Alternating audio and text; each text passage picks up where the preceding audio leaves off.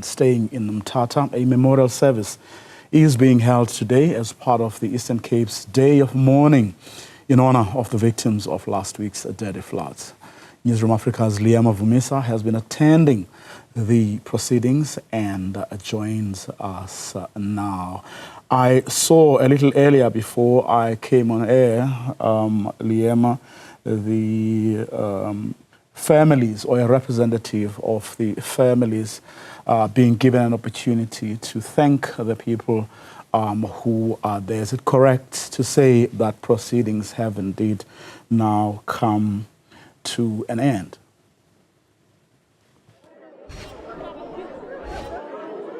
A very good afternoon to you, Bravuyo. Well, certainly, as you rightfully mentioned there, the family has, in fact, taken rather a representative of the family, took to the podium to thank the government officials and really the intervention that they provided to them. Also stating that they still require then permanent shelters to be built for them, and the government also responding that they are, in fact, on the process.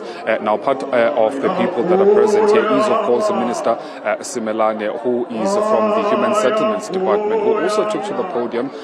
Bravuyo also mentioning that as a department, they are in fact starting processes to be able to build shelters for the displaced communities and the families. It is estimated that about 4,300 households have been impacted across the Eastern Cape and across the district as a result then of these floods that occurred last week. Now, the sentiment really, as far as the families that have attended this memorial held here at KSD College, is really that of, a somber mood. They are still yet then to bury their loved ones, and they also are mentioning that they intend, or rather they seek the guidance and also the intervention of the government. Meanwhile, the government is promising to be by their side right through all of that process. We were, in fact, Bravuyo, going to have a conversation then with Mlungisi Mvoko, who I am just trying to spot there from the crowd, who is the acting premier currently in the Eastern Cape, but I believe that he is still finalizing some of those proceedings inside. A little bit later on then, we can be able to catch up with him, because we do understand that as far as government's intervention is concerned, about 4 billion rands has been set aside. You would know that the United Arab Emirates has also contributed a significant amount of money to try and, be able then to assist those affected families. So when we have then the conversation with the acting premier, I see him coming right now, Vuyo, that is Mlungisi Mvoko, who we are going to have a conversation with, just to really understand the spending that they intend to do right here in the province as a result of these floods that occurred here.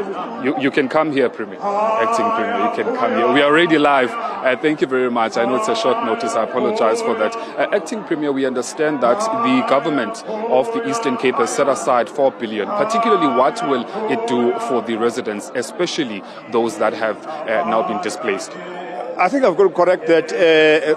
The government did not set aside 4 billion. The 4 billion we're talking about is an assessment of the damages in the various municipalities. There are two figures. There's 4 billion being assessed from local government level, whether it's the infrastructure. There's also 2 billion rand from the side of the province, where we're talking about roads, build schools, clinics, etc. So it's not a funding that we have set aside, but it's the assessment is still continuing, by the way. But at the point, the assessors are indicating that the damage is at 4 billion. This is what we are going to submit to the national government. As you know that the president was here, and the minister for Kokta was here, and all of them have been here. So this is what we'll package together once the Treasury and Kokta have announced how much assistance that they will give to the Eastern Cape province. We understand that some of the NGOs and, of course, you as government in the province have since been met with acts of cruelty, with also some of the families alleging that some of the food parcels that are meant for them have in fact not been given to them. I heard from residents that were placed in the community hall in Tikolini also mentioning that they don't have electricity. How far, to what extent are you going then to try and prioritize those that are currently destitute? Yes, it is true. We have had quite a number of acts of cruelty, as you put it, which is really correct, where actually some of them see this as a get-rich-quick scheme.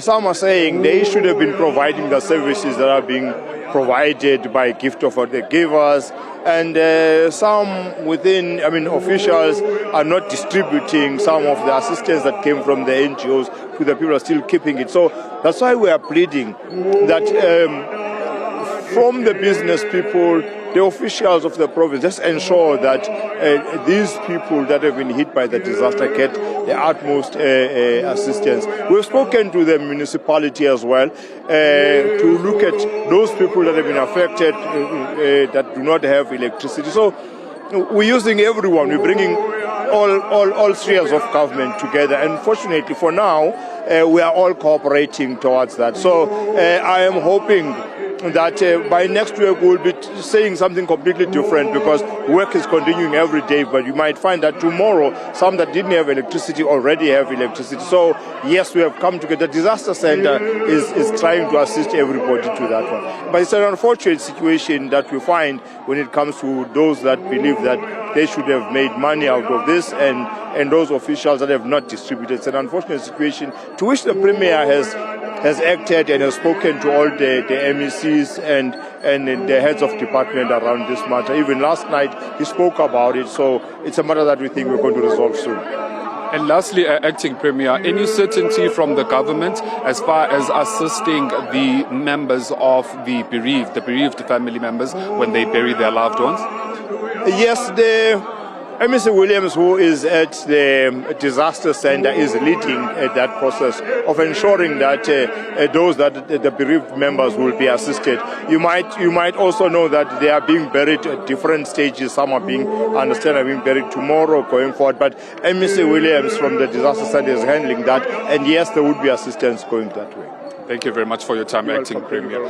That is, of course, the Acting Premier, Lungisivoko, on behalf of Premier Oscar Mabuyane, mentioning there that they've got all their hands right here in the Eastern Cape to be able then to assist all the affected families, and also mentioning a very important issue there, that they will in fact be a part and parcel of the funeral arrangements for those bereaved families who are going to be burying their loved ones. We understand that process is going to begin this very same weekend.